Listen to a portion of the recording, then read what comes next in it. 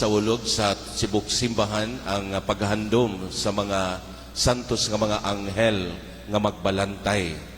So siguro gagmay pata gitudloan gyud ta ani sa ato mga ginikanan, sa ato mga katikista nga dunay anghel nga magbalantay ang matag usa kanato.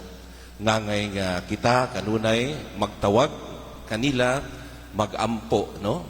Aron kita giyahan sa atong kinabuhi. Kining maong debosyon sa Guardian Angels, nagsugod kini nitong 12th century, no? Dito sa mga monasteryo. Tungod kay nagtuo sila nga ang anghel ana kanunay nagbantay kanila. O ang nagtabang sa pagpalambo ni maong debosyon, sila ni Saint Benedict o Saint Bernard of Clairvaux. Sila ang nagtabang para mas mailhan kini maong debosyon. O sa pagabot sa 15th century, kini maong debosyon mas nailhan pa gayon. Ilabi na diha sa simbahan o nahimong kabahin kini diha sa liturgical calendar sa simbahan. So, buti pasabot pag-abot sa 15th century, mas napaniog na kining maong debosyon. Murag ni kalat na kini ngadto sa tanang katawhan nga adunay ingon ni ani nga nindot nga debosyon sa matag usa kanato. O pag-abot sa 1607, gi-declare kini ni Pope Paul V, no? Siya nag-declare ni sa simbahan nga official nga debosyon sa mga tao.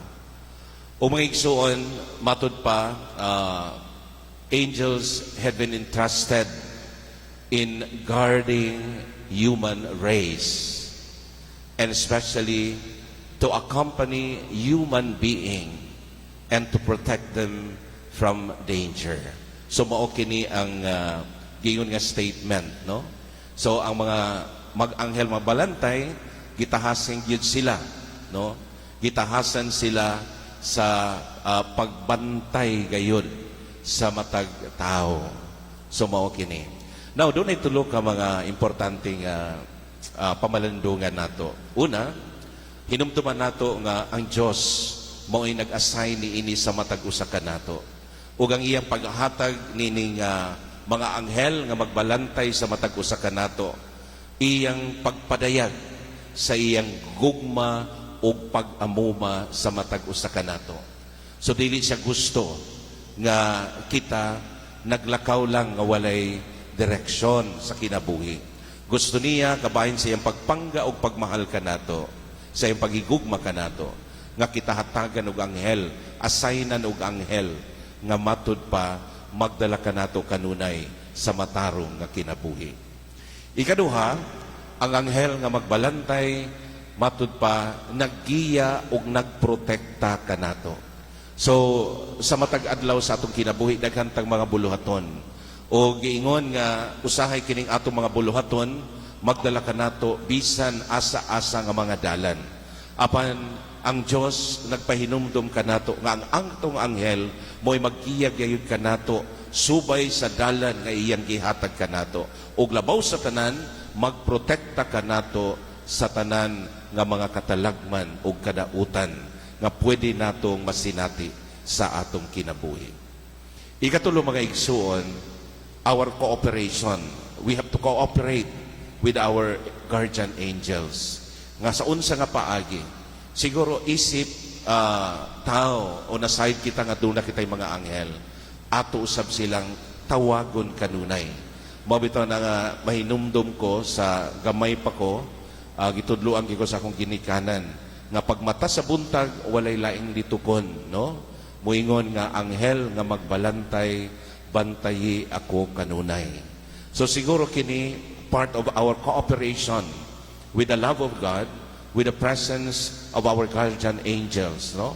Nga ato silang tawgon aron sila anaa kanunay atong kauban sa atong kinabuhi. So mga igsuon, bisan sa atong ebanghelyo karon gihatagan og pagtagad kining maong tulo ka mga pamalandong nato.